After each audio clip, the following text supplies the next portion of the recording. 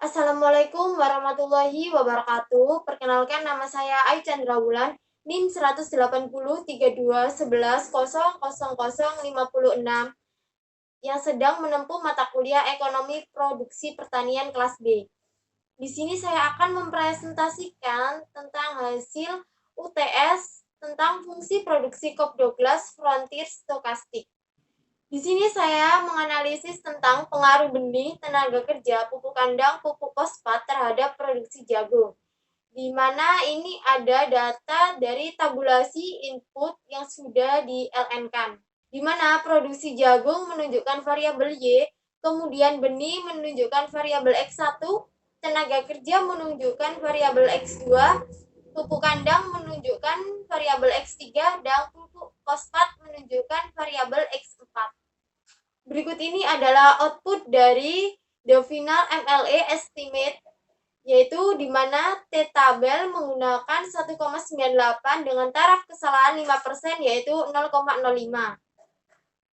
Di mana beta 0 menunjukkan variabel Y, yaitu produksi jagung, beta 1 menunjukkan variabel X1, yaitu benih, beta 2 menunjukkan variabel X2, yaitu tenaga kerja, beta 3 menunjukkan variabel X3, yaitu pupuk kandang, beta 4 menunjukkan variabel X4, yaitu pupuk fosfat. Berdasarkan nilai koefisien, dilihat bagaimana pengaruh X terhadap Y, apakah negatif atau positif. Dari data ini dapat dilihat bahwa beta 2, X2, yaitu tenaga kerja, dan beta 4, X4, pupuk fosfat, memiliki pengaruh positif terhadap variabel Y, yaitu produksi jagung. Untuk beta 1, X1, benih, dan beta 3, X3, pupuk kandang, memiliki pengaruh negatif pada variabel Y, yaitu produksi jagung. Pada beta 1 diketahui bahwa nilai T rasio sebesar minus 0,81 lebih kecil daripada T tabel, yaitu sebesar 1,98, yakni bahwa X1 benih tidak berpengaruh secara signifikan terhadap Y, produksi jagung.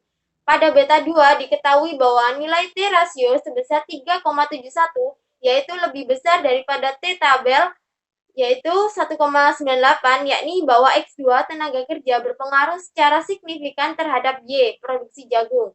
Jadi, jika ditingkatkan 1%, maka output akan meningkat sebesar 0,25%. Pada beta 3 diketahui bahwa nilai T rasio sebesar minus 2,80 lebih kecil daripada T tabel sebesar 1,98, yakni bahwa X1 pupuk kandang tidak berpengaruh secara signifikan terhadap Y, produksi jagung. Pada beta 4 diketahui bahwa nilai T rasio sebesar 3,79 lebih besar daripada T tabel sebesar 1,98, yakni bahwa X1 pupuk fosfat berpengaruh secara signifikan terhadap Y, produksi jagung. Jika ditingkatkan 1%, maka output akan meningkat sebesar 0,45%. Kemudian kita akan membahas tentang estimasi persamaan fungsi produksi COP12 Frontier Stokastik, di mana len Q sama dengan alfa plus beta 1 len B plus beta 2 len T plus beta 3 len PK plus beta 4 len PP plus dalam kurung VI minus UI, di mana len Q sama dengan 2,47 minus 0,78 len B plus 0,26 len T minus 0,36 len PK plus 0,46 len PP plus dalam kurung VI min UI, di mana eksponen A menunjukkan 2,47, kemudian Q sama dengan produksi jagung, B sama dengan benih, T merupakan tenaga kerja, PK merupakan pupuk kandang, PP merupakan pupuk fosfat, VI merupakan faktor eksternal, UI merupakan faktor internal. Kemudian dari nilai koefisien dapat dilihat sifat, yaitu pupuk fosfat bersifat inelastis, pupuk kandang bersifat inelastis, tenaga kerja bersifat inelastis, benih bersifat inelastis, produksi jagung bersifat inelastis, karena semua koefisien bernilai kurang dari 1. Interpretasi persamaan fungsi produksi COP12 Frontier Stokastik. Berdasarkan hasil pengujian di atas, maka diperoleh model fungsi produksi COP12 Frontier Stokastik sebagai berikut. Berikut ini interpretasinya. 1. Apabila variabel independen, yaitu benih, tenaga kerja, pupuk kandang, pupuk fosfat dianggap konstan, maka output produksi akan bertambah sebesar 0,904%. Besar koefisien regresi variabel benih sebesar minus 0,780, artinya apabila jumlah benih naik 1%, maka jumlah output akan turun sebesar 0,780%. Nomor 3 yaitu besarnya koefisien regresi variabel tenaga kerja sebesar 0,256. Artinya, apabila jumlah tenaga kerja naik 1%, maka jumlah output akan naik sebesar 0,256%. Nomor 4 yaitu besar koefisien regresi variabel pupuk kandang sebesar minus 0,358. Artinya, apabila jumlah pupuk kandang naik 1%, maka jumlah output akan turun sebesar 0,358%. Besar koefisien regresi variabel pupuk fosfat sebesar 0,457, artinya apabila jumlah pupuk fosfat naik 1%, maka jumlah output akan naik sebesar 0,457%.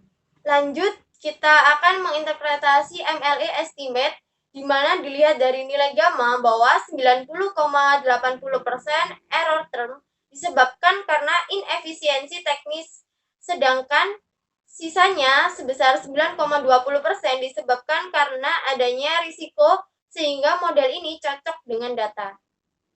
Dilihat dari LR test, hipotesis H0 pada lokasi penelitian tidak ada inefisiensi. Untuk H1 menunjukkan pada lokasi penelitian terdapat inefisiensi dengan kode PAM sebesar 5,13, yaitu dengan taraf kesalahan 5% sebesar 0,05.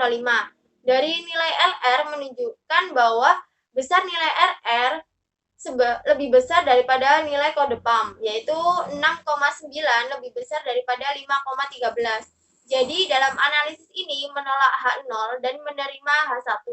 Artinya pada lokasi penelitian terdapat inefisiensi. Kemudian kita akan menganalisis efisiensi teknis berdasarkan hasil output software Frontier bahwa sebanyak 72 petani memiliki nilai technical efficiency estimate lebih besar daripada 0,8 dan sisanya 48 petani kurang dari 0,8, artinya bahwa di sini 72 petani di lokasi penelitian telah melakukan produksi yang efisien secara teknis dan sebanyak 48 petani belum melakukan produksi yang efisien secara teknis. Jadi, ketika kita melihat mean efisiensi yaitu sebesar 0,629, ini lebih kecil daripada 0,8.